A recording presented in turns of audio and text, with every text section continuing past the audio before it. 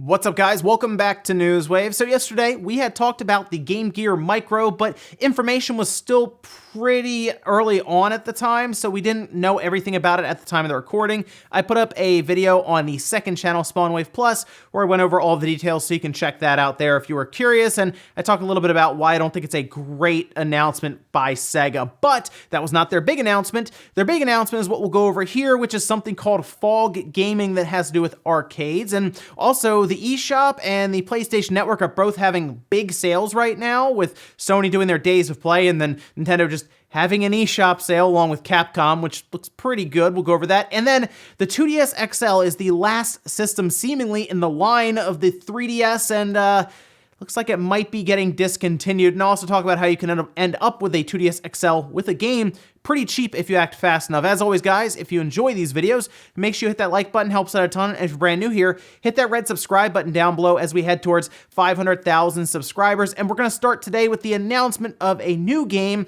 Project Cars 3. Now, Project Cars 2 came out in 2017, September. So the Project Cars 3 trailer they put out says it's coming summer 2020, so it shouldn't be really too much longer at this point, couple of months, and it will be out. But something about the trailer caught people off guard. It seemed like they weren't prepared to see what kind of looks like more of an arcade racing game rather than a simulation racing game. See, Project Cars pretty much started out as being a big time simulation first racing series, and it's kind of seemingly started to lean more and more into like Need for Speed, and this trailer kind of completed that look. And if you watch it, it does look like they're trying to go with those crazy camera angles, the almost unrealistic at times handling and drifting and all of this. It's interesting, we'll say. Now, this was, of course, just a pretty quick trailer. We need to see gameplay for it, but some people are unsure right now as to what to think about this. It is coming out on the Xbox One, the PlayStation 4, and the PC, and most likely they'll probably get patches going into next generation with the PS5 and the Series X. Also, if you forgot, Clubhouse Games 51 is out tomorrow. I am going to pick this one up. I wasn't sure at first, but the reviews have been pretty good. Here, for example, is the Metacritic score that is currently sitting at an 83, and for the most part, everyone's looking at it and saying it is a good collection of party games, which does include things, of course, like just checkers or card games and bowling. That's kind of neat. I mean, look, you put Wii Sports Bowling basically is what it is if you look at it on the front, and they'll probably get more people buying it, but they opted, of course, to make it look more like a board game type thing, which it kind of is, I guess, but the fact that it has bowling is pretty cool, and it has little nice touches where you can even flip the board and then it kind of resets itself, so there is some attention to detail there, but I think it's just overall going to be a good time for people who maybe are still at home just kind of hanging out, looking for something to do. This seems like a good way to kind of include everyone if you have a bunch of people there in kind of like this party game setup. Oh, and if you're excited for Paper Mario the Origami King, there's some pretty neat things going on with pre-orders, and one caught my eye because it kind of looks like a bit of a callback to the original demo for Paper Mario. If you pre-order at certain spots like Game, for example, in the UK, you get what appears to be just paper for origami, and it looks pretty cool. People started posting it up on Reddit. It looks like you just kind of fold paper together and make the characters. It reminds me of what they did in a magazine with an ad where they said a free demo and you pretty much cut out Mario because, of course, the joke is made out of paper. This is a neat idea, and I think some places are doing like pins and stuff, but while this is technically just paper that you fold up, it goes along with the theme of the game being origami and folding and all of that, but it just is this fun callback to the original Paper Mario, which, again, I really hope that this one is closer to the first two rather than some of the more recent Paper Mario games, but at least it seems like some of their pre-order stuff is pretty cool. And guys, with some of the quick news out of the way, let's get into the bigger stuff. Let's start right away with the eShop sales and the PlayStation Network sales. Now, PlayStation is currently running their Days of Play sale, which you can see some of the overall marketing here. They have a full site set up so you can kind of go through it, but it looks like they have quite a few things on sale, and this will run from the 3rd, yesterday, all the way until the 17th. They have some of their subscription services on sale, which includes PlayStation Plus and then also PlayStation Now, which PlayStation Now has gotten a lot better. People still think that it's streaming only. It is not. You can download some games, but for being just over $40 for the entire year, that's pretty good, I would say. And then as for the games, they did put quite a few things on sale, which also includes a lot of third-party stuff. Resident Evil 3, for example, is still pretty new, and while that game to me is a bit short for how much they're asking for it, it is marked down to $40 instead of $60. They've also already marked down Predator Hunting Grounds, which that is a multiplayer game, so that could help out, of course, some of the overall population of that game. Spider-Man is at $20, which if you have still not played Spider-Man, you might as well grab it here. That is a very good deal.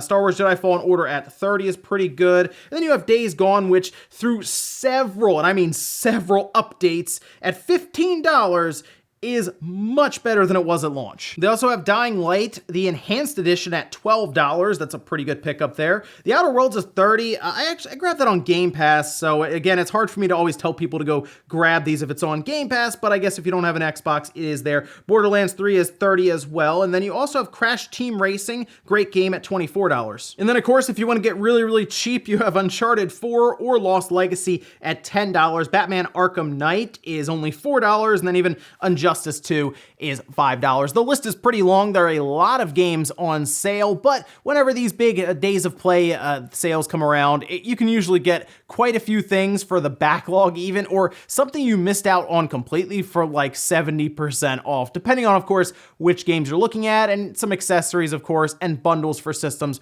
are also on sale. And hey, maybe it's a good time to pick up some of those PlayStation Plus cards because they're marked down like 30%, but not bad from Sony. Let's go over to Nintendo and the eShop. So the big one, as you can see on Nintendo's deals page, is the Resident Evil franchise. Pretty much the whole thing is on sale, and it's pretty good. Now, I will admit the Resident Evil games on the Switch are already kind of expensive at $30 a piece, but they went ahead and cut most of them in half, some of them even less than that. Resident Evil 0 and just the first Resident Evil, for example, are just under $13, marked down from $30, and then the others across the board, 4, 5, and 6 are all cut in half down to $15 from, again, what I think was a bit too expensive at $30. And just like Sony, Nintendo has a ton of games on sale right now to kind of sift through. A few that I picked out were like the Phoenix Wright Ace Attorney Trilogy, that is half off at $15. We also have Mechstermination Force, which ended up being a pretty fun game at $9. Monster Boy, which is an awesome game if you have not played it, marked down to $18.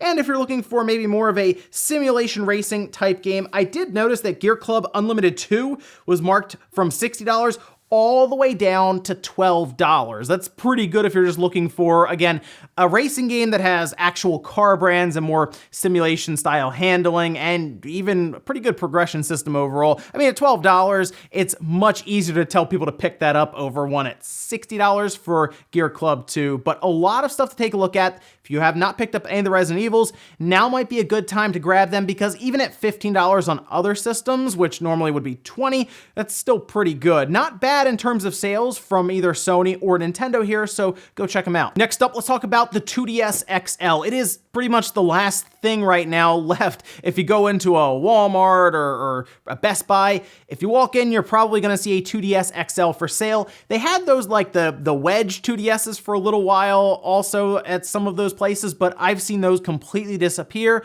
and it's just been 2DS XL systems. And even then, it's like 2 or 3 on the shelves. And now, if you go to like Target or Best Buy on their website, there's like no 2DS XL systems on there, which was kind of strange to me. And now it looks like they could be doing what I think anyway is a sell-off of the rest of the stock. Nintendo is currently advertising the 2DS XL with Mario Kart 7 pre-installed on the system at $100. That is a good deal, first of all, for a 2DS XL, but then it also comes with Mario Kart 7. That's really good.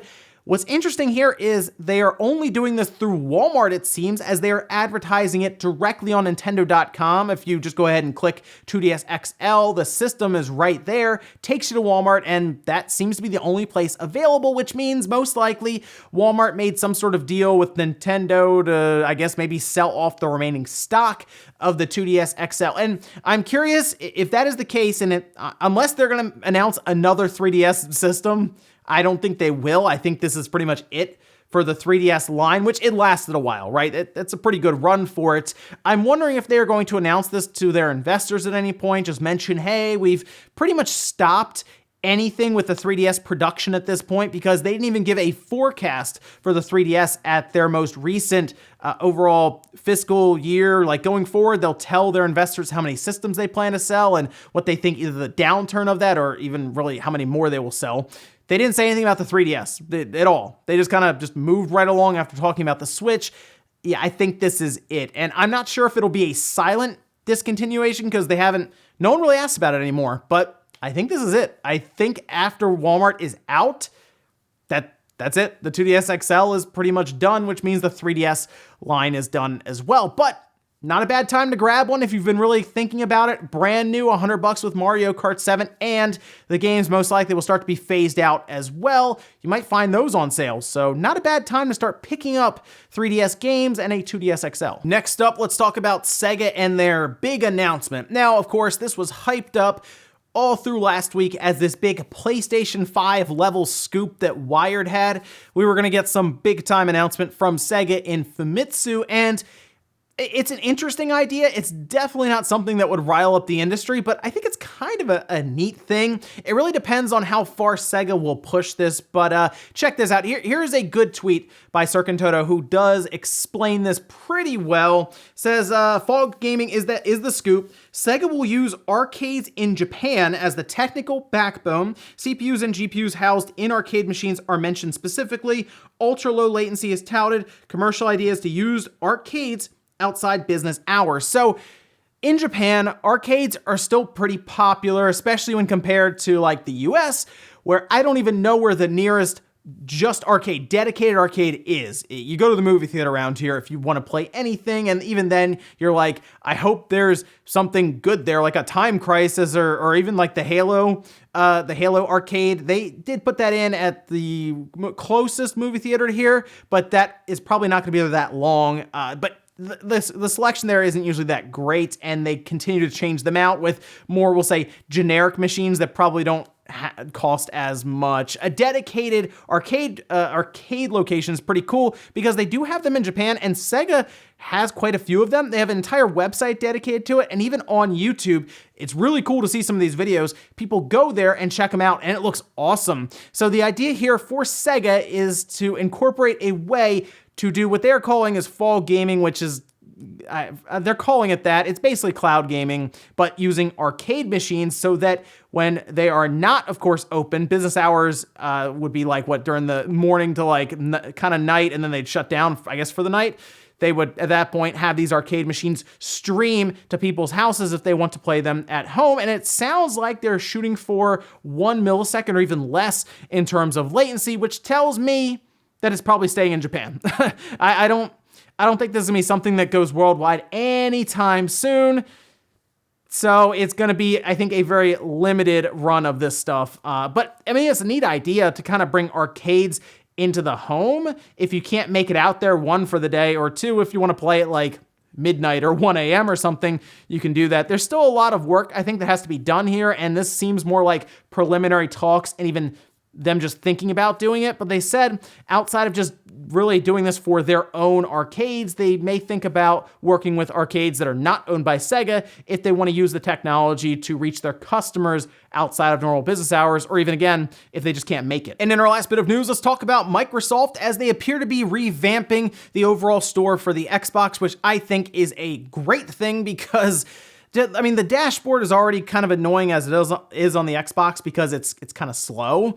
And then you get to the store and even that's kind of scattered and there's a lot of stuff going on. And I do like the cleaner overall look, but still have a good enough amount of information so that you know what you're looking at, buying, and even reviews and sometimes streams right there. I think that's good. And it looks like they are going to be revamping it soon. Some have been speculating this could be for next gen as they work towards the Series X, and then the Xbox One S and X and all of that also get an update for this. But what's interesting about this is it looks like we've had an early look at it because Brad Sams managed to get a hold of this, and Thurrott ran an entire article on it. And it's Project Mercury is what it's called. And we have some little examples through screenshots and even video, and it does look way cleaner than the Xbox One store currently. And I like that because it also looked a bit quicker, and it was also more integrated with Game Pass, which makes a ton of sense for what Microsoft's trying to do here.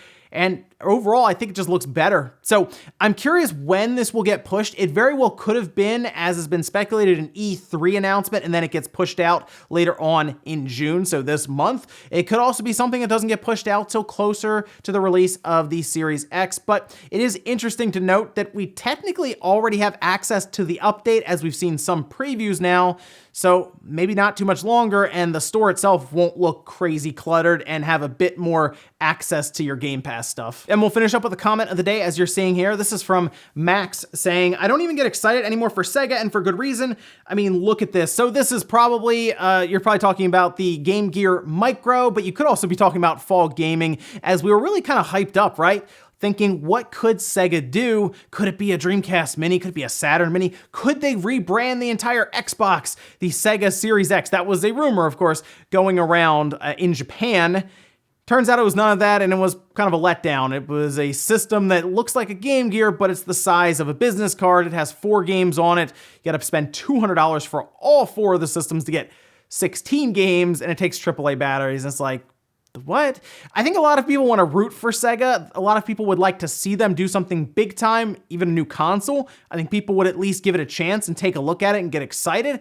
But they keep doing this stuff, and it gets kind of annoying, right? Kind of frustrating, because I think maybe some of us are a little older and remember the old SEGA that would give Nintendo a run for their money or really try to compete with PlayStation, but they were still there.